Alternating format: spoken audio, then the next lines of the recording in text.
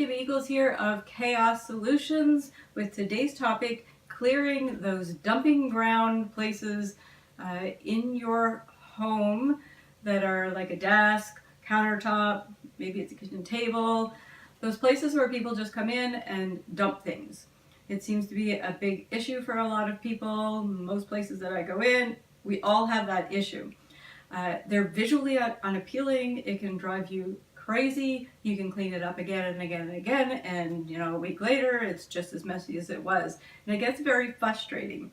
So today we're going to talk about how to solve that problem, that it is possible to be able to curb kind of that dumping ground for people, and be able to create a space that allows people to maybe dump a little bit, but not visually impact how your space looks and feels for you, and kind of curb them from actually using that space.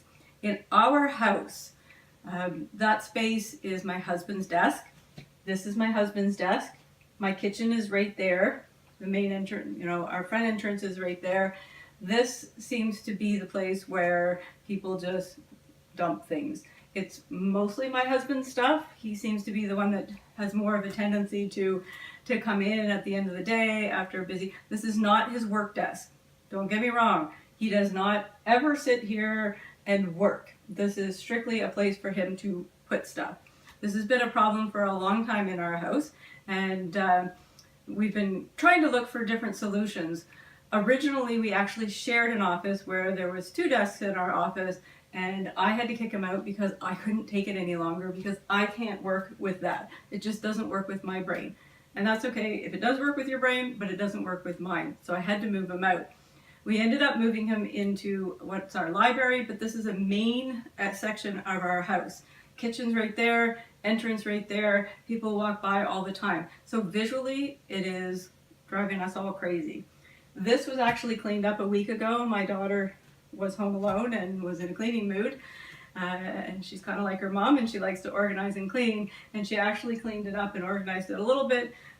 But a week later, it's just like that. So we have come up with a solution that we're going to try and see how this works. I don't know why I didn't think of it in the before, because this is what I actually use with my clients. So the very first thing that I want you to think about is how to containerize all of this stuff. How to get it so that it actually has a place to go and a home to go. So our solution is the right piece of furniture. If you have a space, if it's a desk like this and it's not used actually with computers and it's just really kind of a dumping ground, then think about finding a desk with hidden compartments and something that, like a roll top desk or whatever. If it's a countertop in that, think about containerizing by having a basket in that area. A big enough basket that it can accommodate this stuff, but once it starts to overflow, you hand the basket to whoever stuff that's in it and tell them to go clean it up so that you can empty. That's kind of the maintenance. But the first thing is to try to figure out, how are you going to containerize? For us, the right piece of furniture. So we got the right piece of furniture. It's actually been in our house all along, but it was used for a couple of different things.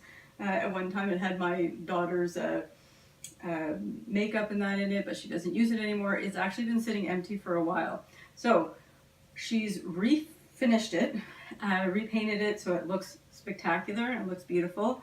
It has this really nice hidden compartment that can have junk and stuff that people, but when my husband's not around, we just can shut it up. So it actually looks visually appealing, and it has 3 big drawers that other stuff can go in. So finding the right piece of furniture if you have that space. So replacing the countertop. What happens with this, and I'll tell you what's happening, is that it's flat surface, and a flat surface just cries for you to put stuff on. It's what it does. If it's a flat, empty surface, somebody has to fill it. So this piece of furniture doesn't have as much flat surface. It has a very small top surface. Maybe we'll put a plant here or something to kind of curb things from gathering there. And it has lots of hidden compartments. So the right piece of furniture can really, really help, or the right container. So think about containerizing these. So if it's a countertop, think about the right container that will work for you. The other thing is that you really have to think about the person or the people in your space that are actually gathering those things up. And you need to learn to relax and not expect them to change their natural tendencies, because that doesn't work. You have to come up with a system that works for the people. It doesn't mean that you can't encourage them to move their things. You know, my kids have learned to move their things along and bring them up to their rooms or whatever it is. But you can encourage them to move it along, but you can't change their tendencies. So my husband and I have been married for 26 years. This is his natural tendency. This is his natural way. So we need to accommodate the fact that this is what he's going to do, and accommodate the fact that this is what we don't want to look at, so we need to hide it.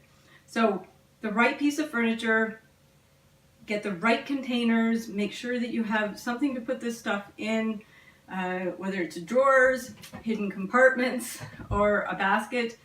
And relaxing and understanding is going to go a long way from being grouchy and bitchy. And just relax into the fact that that's their natural tendencies, and how do you accommodate living with that and being able to both function in the same space. Who can give what, and understanding you can't nag and control and make other people change that natural tendency. And know a flat surface. A flat surface just calls for things to be put on it. That's what happens to countertops. And when you clean off your desk, that's what happens to desks. So think about, I know that it can be curbed by either having stuff on there already. So having a basket or something to put this stuff in, or containerizing it by having the right piece of furniture can definitely help. I hope this helps you a little bit. I hope this tip can help you clear the clutter off your desks and your countertops.